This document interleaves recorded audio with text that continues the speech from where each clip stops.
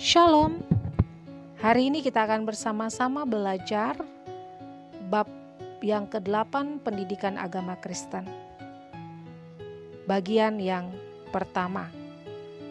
Dan sebelumnya mari kita berdoa. Bapa di surga, pada kesempatan ini kami datang kepadamu, memohon penyertaan-Mu dalam pembelajaran kami bab yang ke-8. Kiranya kami boleh memperoleh manfaat dari apa yang kami dengar hari ini. Amin. Bab yang ke-8, tantangan zaman milenial, bagian yang pertama. A. Mengenal generasi milenial. Pada saat manusia pertama diciptakan, bumi belum seperti saat ini. Manusia pertama tinggal di Taman Eden. Semua yang Tuhan sediakan untuk dinikmati adalah kehidupan bersama Allah yang sudah lebih dari cukup pada masa itu.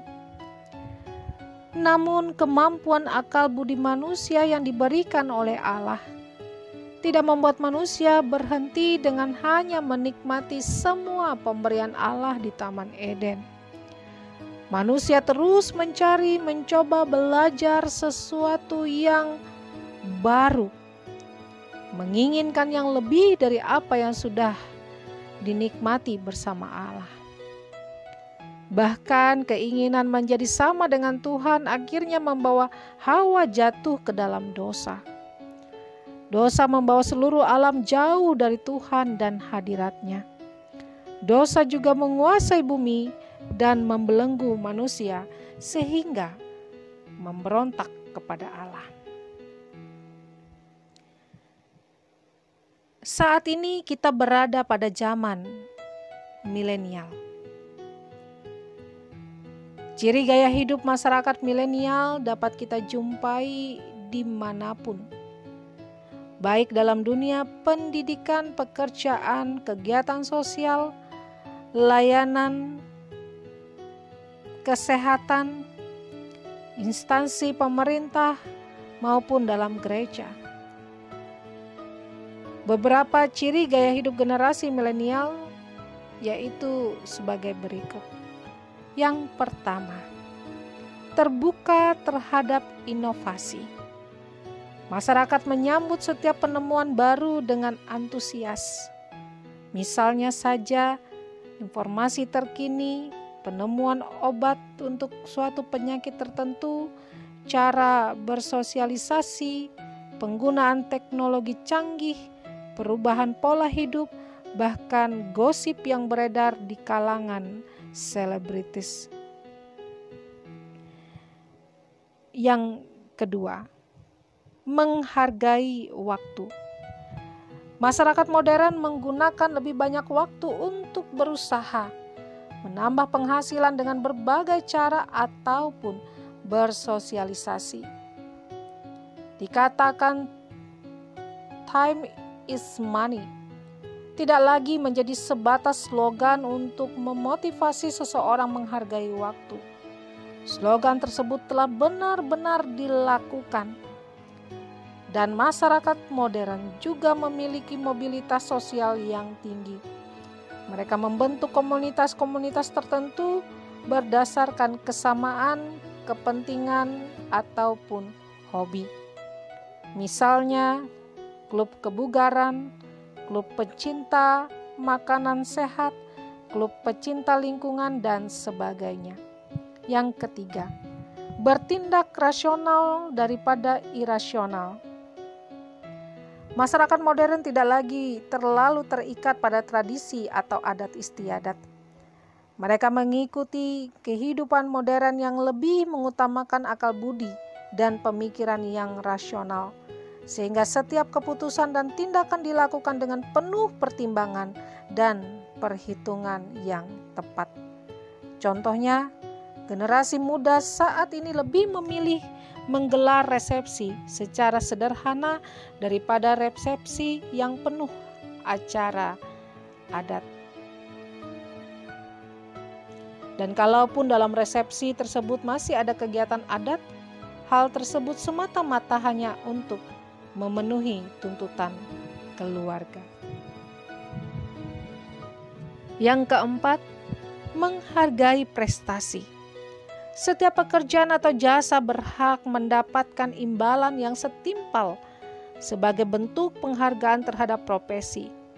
Karena itu setiap orang dituntut lebih profesional di bidangnya. Seseorang dihargai berdasarkan kualitas sumber dayanya. Yang kelima, bebas berpendapat.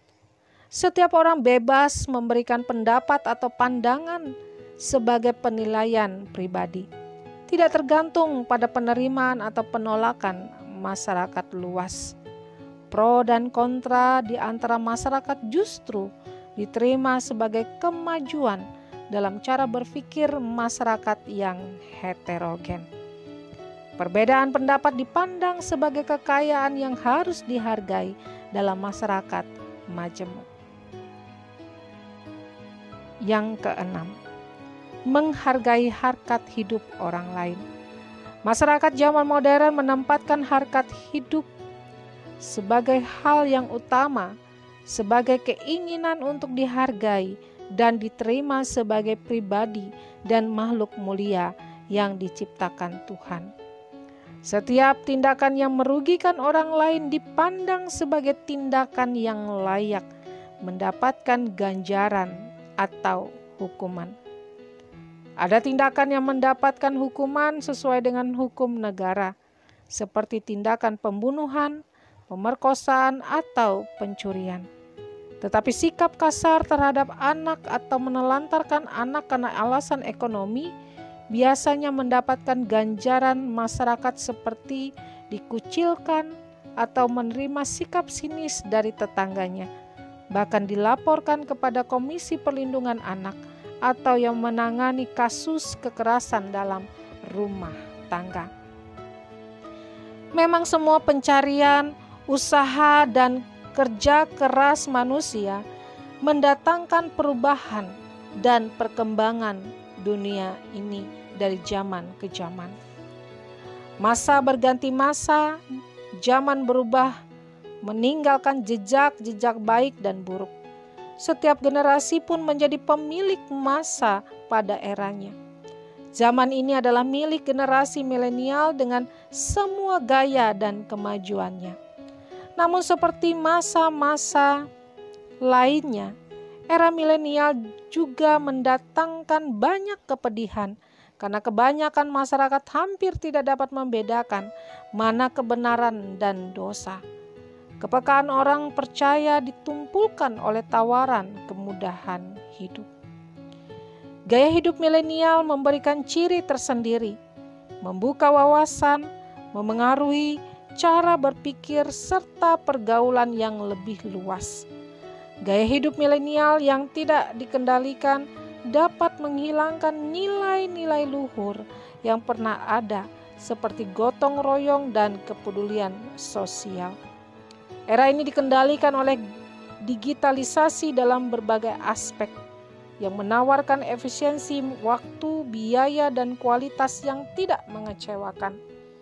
Untuk memiliki gawai baru, seorang remaja cukup berselancar di internet, memiliki model atau fitur yang sesuai keinginannya, mengajukan pemesanan, melakukan pembayaran dengan mobile banking. Berbagai kemudahan yang ditawarkan ini membentuk sumber daya manusia yang instan dengan daya juang yang rendah, sehingga tak heran bila generasi milenial cenderung mudah menyerah dan menggantikan pilihan dengan yang lain. Cukup menggunakan gawai, seorang remaja bisa melakukan transaksi apa saja. Tidak perlu berlama-lama keluar rumah untuk membeli semua keperluan. Semua dapat dikendalikan dari layar sentuh yang kecil, dari mana saja dan kapan saja diperlukan. Di tengah persaingan kompetensi yang ketat, hadir kemudahan untuk mendapatkan segala sesuatu selama masih memiliki uang. semua hal yang serba cepat dan mudah, turut membentuk mental yang berambisi pada posisi terdepan dan cenderung egois. Manusia mementingkan diri sendiri dan mudah berubah sesuai kepentingannya. Daya juangnya terkikis oleh beratnya prasyarat. Oleh karena itu generasi milenial mudah mendapatkan segala sesuatu dengan cara-cara yang salah. Misalnya, melakukan tindak korupsi agar cepat kaya.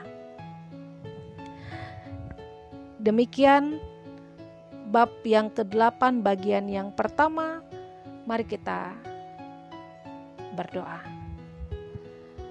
Kami bersama-sama telah mendengarkan materi bagian yang pertama.